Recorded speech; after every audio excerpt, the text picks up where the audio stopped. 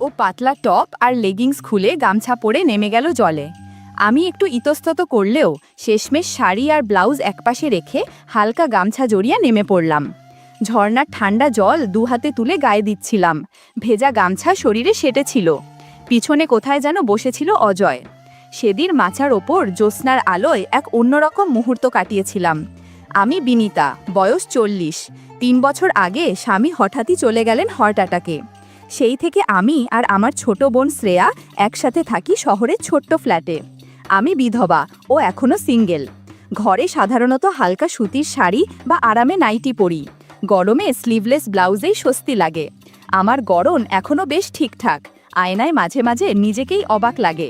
শ্রেয়া মাত্র 22, মজার মেয়ে, সারাদিন ভিডিও আর মিম নিয়েই ব্যস্ত। পোশাকেও বেশ আধুনিক। ওর কথাতেই ঠিক হলো একটু ঘুরতে যাওয়া দরকার। সাজেকে নাম এলো, আর সঙ্গে নেব ভাইয়ের ছেলে অজয়কে, বয়স 25, লাজুক কিন্তু আকর্ষণীয়। ফোনে কথা বলতেই সেই পুরনো স্নেহভরা কণ্ঠস্বর মনে বাজতে লাগলো। শুক্রবার রওনা হলাম 3 জনে। আমি হালকা গোলাপি শিফন শাড়ি পরেছিলাম, গরমের কথা মাথায় রেখে স্লিভলেস ব্লাউজ ছিল। হাওয়ায় শাড়িটা উড়ছিল টুকটাক।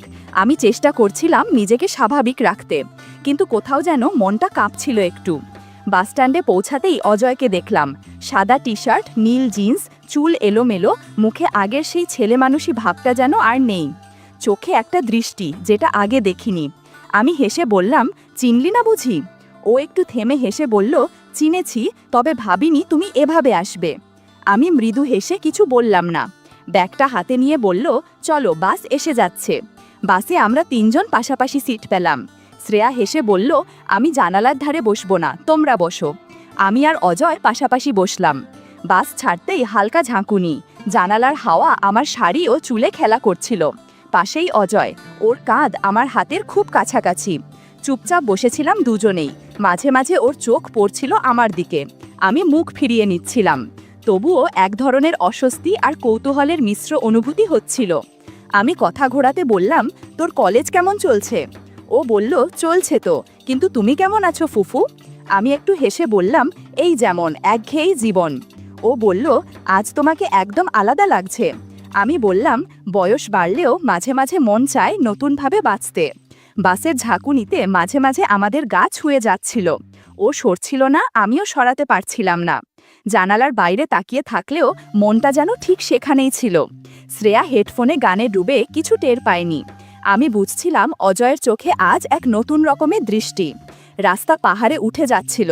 জানালার বাইরের সবুজে মনটা একটুখানি শান্ত হচ্ছিল। ঠান্ডা হাওয়া এসে চুল এলোমেলো করছিল। অজয় ছবি তুলছিল। আমি না করলেও ওর মোবাইলের ফ্ল্যাশে ঠোঁটে একটা অনিচ্ছা থাকা হাসি ফুটে উঠছিল। পাতলা শাড়িটা হাওয়ায় একটু সেটেছিল শরীরে, আর আমার পাশেই বসা ছেলেটার দৃষ্টি নড়ছিল না।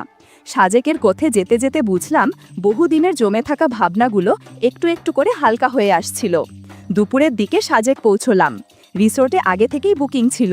কাঠের ছাউনির ঘর, সামনে বারান্দা, পিছনে পাহাড়ের ঢালু। রুমে ঢুকতেই শ্রেয়া হেসে বলল, আমি আলাবা ঘুমাবো, জানালার ধারে থাকবো, তোমরা খাটে থাকো। আমি কিছু বললাম না, শুধু মুচকি হেসে নিলাম। রুমটা বেশ বড়, পাশে চা কফির ছোট আয়োজন। আমরা জামাকাপড় বদলে নিলাম। আমি হালকা রঙের নরম একটা নাইটি পরেছিলাম, তার উপর একটা শাল নিয়েছিলাম, যদিও বারান্দায় বসে গরমে সেটা খুলে রেখেছিলাম। বিকেলের আলোয় চারপাশে মেঘ আর রোদের খেলা। আমি চায়ের কাপ হাতে বারান্দায় বসে, পাশে চুপচাপ বসে অজয়। ওর চোখ কোথায় যেন থমকেছিল, আমি বুঝতে পারছিলাম, কিন্তু কিছু বলছিলাম না। মাঝে মাঝে হেসে তাকাচ্ছিলাম ওর দিকে, যেন কিছুই বুঝিনি। ভিতরে ভিতরে এক অজানা অনুভব হচ্ছিল, অনেক বছর পর কারো চোখে এমন চাহনি। পূর্ণিমার আলো ছড়িয়ে পড়ছিল বারান্দায়। মেঘের ফাঁক দিয়ে আসা চালের আলোয় আমার পোশাকে হালকা রেখা তৈরি হচ্ছিল। পাশে বসা অজয়ের নিঃশ্বাস গায়ে লাগছিল, কিন্তু কেউ কিছু বলছিল না। শ্রেয়া তখন হেডফোন কানে দিয়ে নিজের দুনিয়ায়। আমি জানতাম সেদিন কিছু না ঘটলেও এক ধরনের নীরব টান শুরু হয়েছিল, যা একটা ঘুমহীন রাতের দিকে ইঙ্গিত দিচ্ছিল। পরদিন সকালে ঘুম ভেঙে দেখলাম সাজেকের হাওয়া আরও ঠান্ডা। জানালার বাইরে কুয়াশা আর রোদের লুকোচুরি। চায়ের কাপ হাতে বারান্দায় দাঁড়াতেই শ্রেয়া বলল, আপু, আজ পাহাড়ি পোশাকে ছবি তুলতেই হবে। আমি হেসে বললাম, আচ্ছা, তোর জন্য করব। আসলে আমিও ভেতরে ভেতরে চাইছিলাম একটু অন্যরকম সাজতে। ভিউ পয়েন্টের কাছে পাহাড়ি পোশাক ভাড়া পাওয়া যেত। শ্রেয়া চেক কাটা জামা তুলে নিল। আমি এক দোকান থেকে একটা পাতলা রঙিন শাড়ি নিলাম। দোকানি বলল, আপা, পাহাড়ি মেয়েরা শাড়ি পরে, তবে ব্লাউজ পরে না। আমি একটু থেমে গেলাম। শ্রেয়া মজা করে বলল, চেষ্টা কর না। আমি কাঠের একটা ঘরে গিয়ে আয়নার সামনে দাঁড়ালাম। নিচে একটা ইনার পরা ছিল, তাই বেশি অস্বস্তি হচ্ছিল না। আয়নায় নিজেকে দেখে মনে হচ্ছিল অনেক দিন পর নিজেকে একটু নতুনভাবে দেখছি। চুলটা একটু এলোমেলো করে বাইরে এলাম। অজয় ক্যামেরা হাতে দাঁড়িয়েছিল। ওর চোখ পড়ল আমার দিকে সরাসরি। আমি বললাম, এই দিকে কি এত দেখার আছে? অজয় হেসে বলল, যা দেখছি সেটা ক্যামেরাতেও রাখতে চাই। আমি চুপ করে রইলাম, কিন্তু ভেতরে কোথাও যেন একরকম আলোড়ন হচ্ছিল। অনেক দিন পর নিজের মধ্যে এমন কিছু অনুভব করছিলাম, নতুন, নীরব আর খুব কাছের। ভিউ পয়েন্টে আমরা ছবি তুলছিলাম। অজয় বলছিল, ফুফু একটু এদিকে দাঁড়াও। ওর ক্যামেরা আমার দিকেই ফোকাস ছিল, কিন্তু আমার মনে হচ্ছিল ও শুধু ছবি তুলছিল না, আমাকে দেখছিল একটা বিশেষ দৃষ্টিতে। মাঝে মাঝে ও এত কাছে চলে আসছিল যে হালকা ছোঁয়াও লেগে যাচ্ছিল, যদিও কিছু না বলেই সামলে নিচ্ছিলাম। কিন্তু চারপাশের বাতাসে যেন একরকম চাপা অনুভূতি জমছিল। একবার ও আমার কাঁধ ছুঁয়ে ঠিক করতে গিয়ে বলল, একটু ঠিক করে দিই। আমি সরিয়ে নিতে চাইলেও নিজেকে আটকে ফেললাম। ভেতরে ভেতরে বুঝছিলাম আজকের এই চোখ মেলে দেখা, এই নিঃশব্দ অনুভব কিছুটা অন্যরকম। দুপুরে গরম বেড়ে গিয়েছিল, মাথাটা কেমন ঝিমঝিম করছিল। রিসোর্টের কেয়ারটেকার বলল, কাছেই একটা ঝর্ণা আছে, অনেকেই জানে না। আমরা তিনজন রাজি হয়ে রওনা দিলাম। কিছুটা রিক্সা, তারপর পায়ে হাঁটা। ঝর্ণার ধারে পৌঁছেই মনটা একদম শান্ত হয়ে গেল। গাছপালার ছায়া, ঠান্ডা হাওয়া আর টলমল জল। আমি আর শ্রেয়া ব্যাগ থেকে গামছা বার করলাম। আমি বললাম, এখানে তো কেউ নেই, একটু জল ঝরিয়ে নি চল। শ্রেয়া তো বেশ চটপটে, বলল, আমি নামছি। ও গামছা জড়িয়ে নেমে গেল জলে। আমি একটু থেমে শাড়ি বদলে পাতলা গামছা জড়িয়ে নেমে পড়লাম। ঠান্ডা জলে নেমেই গা কেঁপে উঠল। আমি বলে উঠলাম, উফ, জলটা তো একেবারে বরফ। শ্রেয়া হেসে বলল, তাই তো মজাটা। আমি জল তুলে গায়ে দিচ্ছিলাম। গামছা থেজা হয়ে শরীরের সঙ্গে লেগেছিল। আমি জানতাম পিছনে অজয় বসে আছে। ও কিছু বলছিল না, কিন্তু চোখ যেন কথা বলছিল। এক সময় আমি পাথরে বসে পা ডুবিয়ে বসে রইলাম। শরীর আর মন দুটোতেই যেন এক ধরনের আলোড়ন হচ্ছিল। আমি একবার পেছনে তাকালাম। চোখ মেলাতেই ও চোখ সরিয়ে নিল, কিন্তু আমি বুঝলাম ওর মন এখন অন্য কোথাও নেই, ঠিক এখানেই। আমরা ধীরে ধীরে উঠে এলাম। গামছা থেকে জল চিপে রোদে দাঁড়িয়ে গা শুকোচ্ছিলাম। ঠান্ডা জলের পর শরীরে একরকম উষ্ণতা ঘিরে ধরছিল, আর মনে হচ্ছিল আজকের দিনটা নিঃশব্দেই অনেক কিছু বলে গেল। স্নান শেষে আমি না তাকিয়ে বললাম, চল এবার রিসোর্টে যাওয়া যাক, অনেকক্ষণ হয়ে গেছে। অজয় চুপচাপ মাথা নেড়ে উঠল, কিন্তু ওর চোখে একটা আলাদা আলো ছিল। সেটা কৌতূহল না কিছু ইঙ্গিত বুঝতে পারছিলাম না। ফিরে এসে সবার শরীর ক্লান্ত, কিন্তু মন যেন হালকা উত্তেজনায় ভরা। জামা কাপড় চেঞ্জ করে নিলাম। আমি পরে নিলাম মেরুন রঙের হালকা সিল্কের নাইটি। উপর দিয়ে একটা পাতলা শাল ছিল ঠিকই, কিন্তু গরমে সেটা একপাশে রেখেই ছিলাম। শ্রেয়া বলল, ব্যাম্বু চিকেন না খেলে সাজে কাসার মানেই হয় না। কিছুক্ষণ পর কাঠের পাত্রে ভাপা ভাত আর গরম মশলাদার মাংস চলে এলো। তিনজন মিলে বসে খেতে খেতে গল্প শুরু হলো। ছোটবেলার কত স্মৃতি, দুষ্টুমি, হাসাহাসি। আমি বলছিলাম কিভাবে একবার অজয় মজা করে আমার জামার হুক টেনে দিয়েছিল, আর আমি রেগে গিয়েছিলাম। ও হেসে বলল, তোমার রাগটাই সবচেয়ে মজার ছিল। আমি বললাম, তখন তুই ছোট ছিলি, এখন কিন্তু সব বুঝি। আমরা হেসে ফেললাম, তবে কোথাও যেন সেই কথার নিচে এক টুকরো নীরব ভাবনা জমে রইল। খাওয়া শেষে শ্রেয়া ক্লান্ত হয়ে বিছানায় শুয়ে পড়ল। আমি বারান্দায় গিয়ে বসেছিলাম। সাজেকের পাহাড়ি রাত, ঠান্ডা হাওয়া, চারপাশে নিঃশব্দ প্রকৃতি।